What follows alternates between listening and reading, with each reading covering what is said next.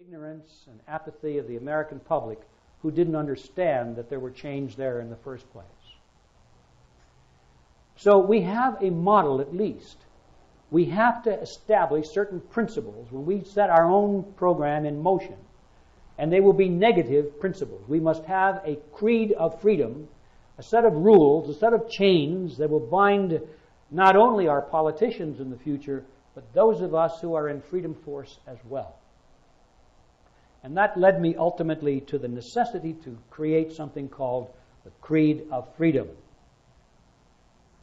Now, the Creed of Freedom is the ideological compass that guides all of our members.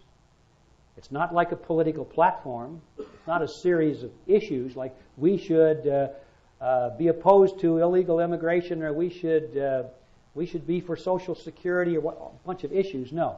These are principles. These are principles that are eternal.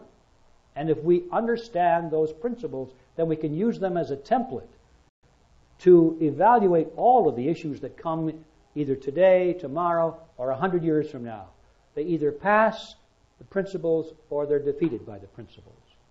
So the idea is to focus on principles, not issues, and certainly not on personalities. Now, I can't claim real credit for this. Everything I'm going to read to you, you'll recognize many of these thoughts come from the great thinkers of the past. My role primarily has been to read the literature, to try and figure out what it means, to get it organized, to condense it down, to get it all in one piece of paper. It was really pretty easy. It only took me 42 years to do it. Well, I didn't work on it constantly, but it took a long time. So here it is, the Creed of Freedom. I believe that only individuals have rights, not the collective group. That these rights are intrinsic to each individual, not granted by the state.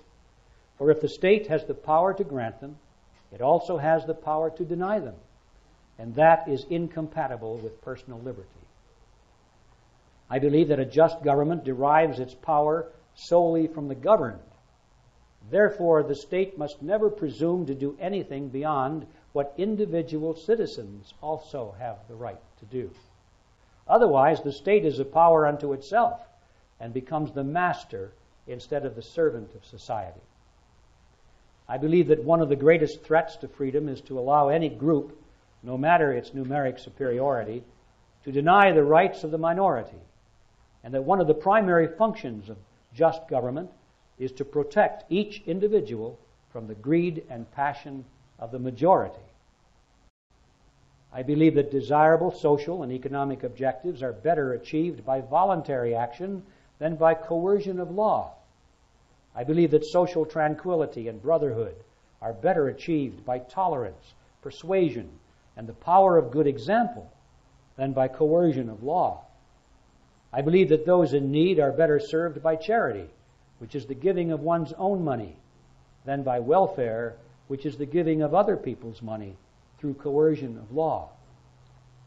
I believe that all citizens should be equal under law, regardless of their national origin, race, religion, gender, education, economic status, lifestyle, or political opinion. Likewise, no class should be given preferential treatment regardless of the merit or popularity of its cause. To favor one class over another is not equality under law. I believe that the proper role of government is negative, not positive, defensive, not aggressive. It is to protect, not to provide. For if the state is granted the power to provide for some, it must also be able to take from others. And once that power is granted, there are those who will seek it for their advantage. It always leads to legalized plunder and loss of freedom. If government is powerful enough to give us everything we want, it is also powerful enough to take from us everything we have. Therefore, the proper function of government is to protect the lives, liberty, and property of its citizens, nothing more. That government is best which governs least. And that is the Creed of Freedom for us. Thank you.